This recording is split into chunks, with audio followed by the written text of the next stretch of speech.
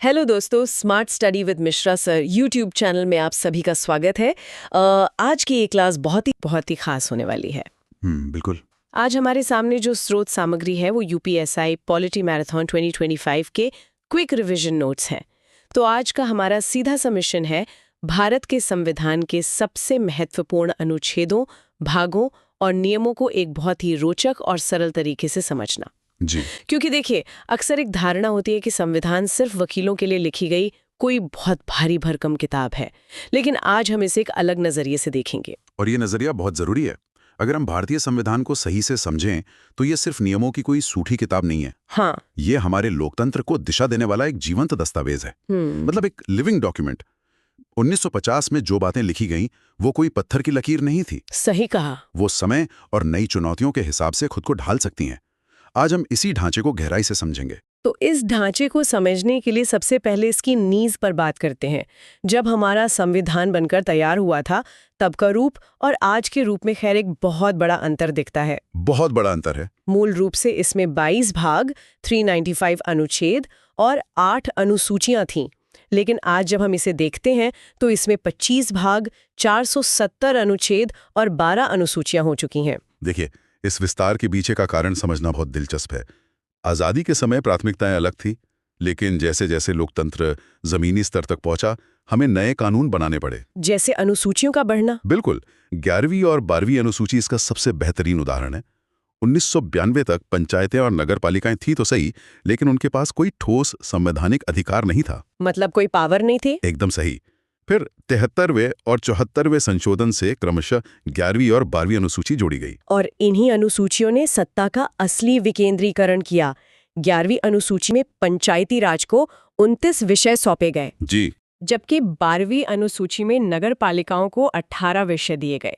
इसका सीधा असर ये हुआ कि गांव के विकास का फैसला अब दिल्ली या लखनऊ में बैठे लोग नहीं बल्कि गांव के लोग खुद कर सकते हैं। ये लोकतंत्र को गांव की चौपाल तक ले जाने वाला कदम था। अब जब हम संविधान के मूल विचारों की बात कर ही रहे हैं तो प्रस्तावना या प्रियम्बल का जिक्र करना तो बनता है। बिल्कुल बनता है। प्रस्तावना में सबसे बड़ा बदलाव 1976 में आया, 42वें संविधान संशोधन के जरिए।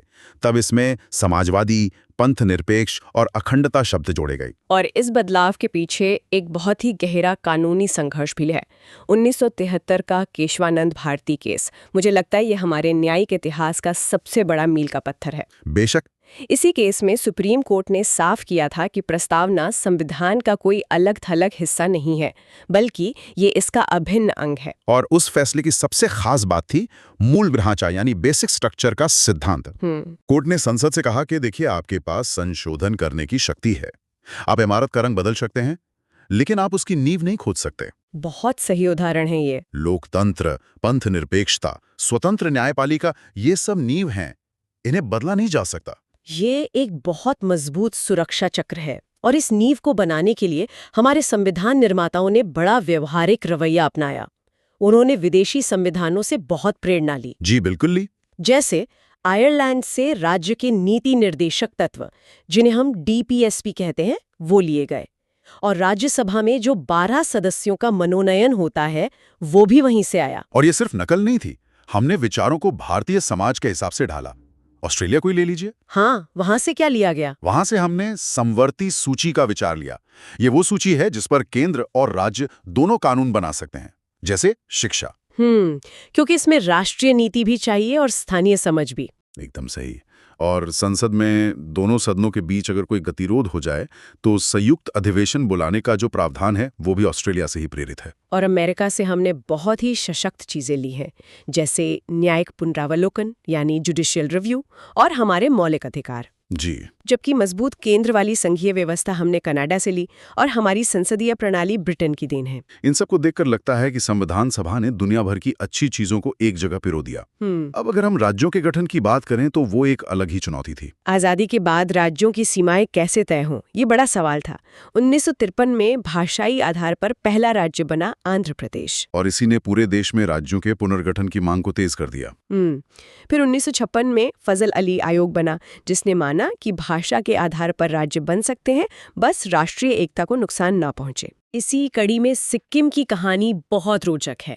35वें संशोधन से उससे पहले एक एसोसिएट राज्य का दर्जा मिला और फिर 36वें संशोधन 1975 के द्वारा सिक्किम पूर्ण राज्य बन गया। बिल्कुल।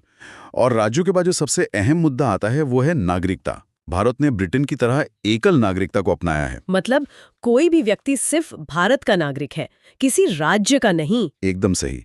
और अनुच्छेद 11 साफ कहता है कि नागरिकता पर कानून बनाने का अधिकार केवल संसद के पास है। अब नागरिकता है तो नागरिकों के अधिकार भी होंगे।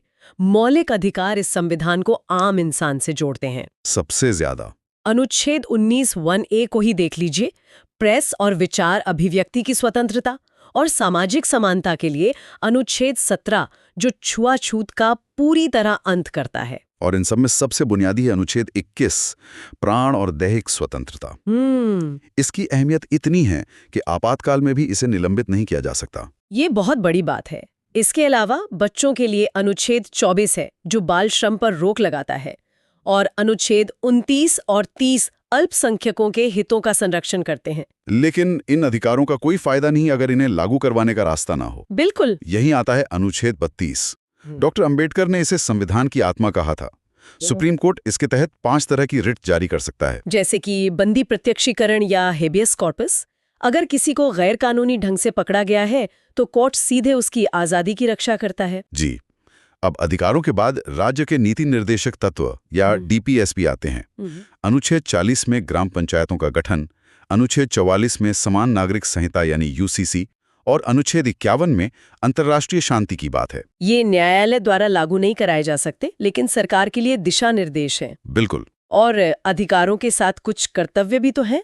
हाँ, मौलिक कर्तव्य ये मूल संविधान में नहीं थे।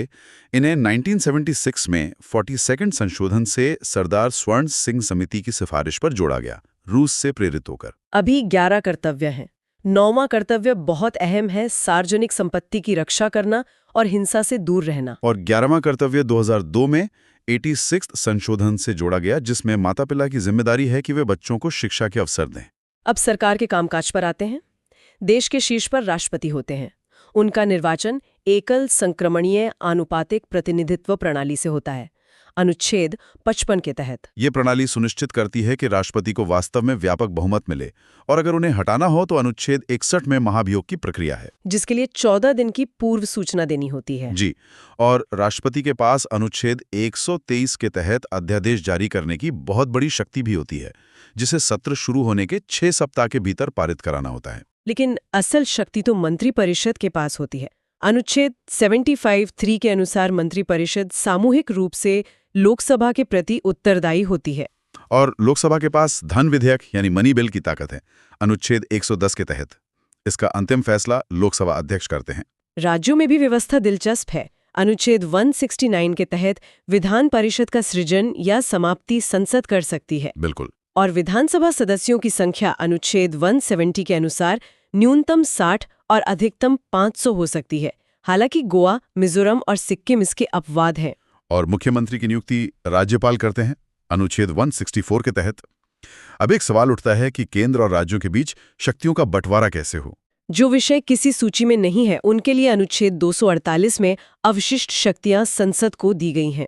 और विवाद सुलझाने के लिए अनुच्छेद 263 में अंतर्राज्यीय परिषद है। और अनुच्छेद 249 राज्यसभा को ये शक्ति देता है कि वो राज्य सूची के विषय पर संसद को कानून बनाने का अधिकार दे सके। अब इन सब की व्याख्या कौन करेगा? हमारी न्यायपालिका। सुप्रीम कोर्ट के जजों की रिटायरमेंट आयु 65 वर्ष और हाई कोर्ट की 62 वर्ष है। और अनुच्छेद 131 के तहत 2 राज्यों के बीच का विवाद सीधे सुप्रीम कोर्ट में सुना जाता है। और अनुच्छेद 137 के तहत संविधान की व्याख्या और न्यायिक पुनरावलोकन का अंतिम अधिकार सुप्रीम कोर्ट को है। अब आपातकाल की बात करते हैं। राष्ट्रीय आपातकाल अनुच्छेद 352 के तहत लगता है और राज्यों में राष्ट्रपति शासन अनुच्छेद 356 के तहत। आपातकाल लगते ही अनुच्छेद 19 स्वतः निलंबित हो जाता है, अनुच्छेद 358 के तहत।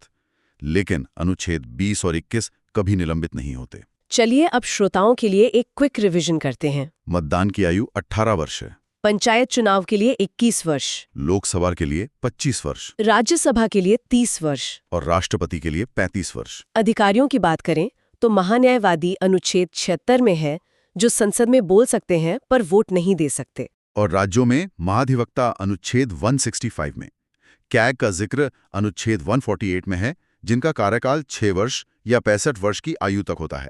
समितियों में प्राक्कलन समिति सबसे बड़ी है, जिसमें 30 सदस्य लोकसभा से होते हैं और लोकलेखा समिति में 22 सदस्य होते हैं। बिल्कुल। तो आज की चर्चा से साफ है कि हमारा संविधान एक तरफ हमारे अधिकारों की रक्षा करता है, तो दूसरी तरफ प्रशासन को सुचारू रूप से चलाने के लिए आपातकाल जैसे नियम भी देता है। एक बात मैं श्रोताओं के लिए छोड़ना चाहूंगा।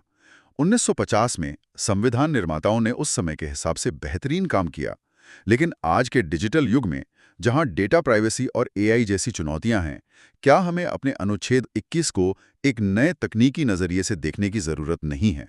ये बहुत ही विचारणीय प्रश्न है। क्या हमारे मौलिक अधिकारों को भी खुद को अपडेट करने की जरूरत है? श्रोताओं को इस पर गहराई से सोचना चाहिए।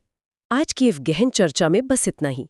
सीखते रहें और सवाल पूछते रहें। दोस्तों, अगर आपको ये क्लास पसंद आई हो तो smart study with Mishra sir channel को सब्सक्राइब करें, वीडियो को लाइक करें और बेल आइकन दबाना ना भूलें। धन्यवाद।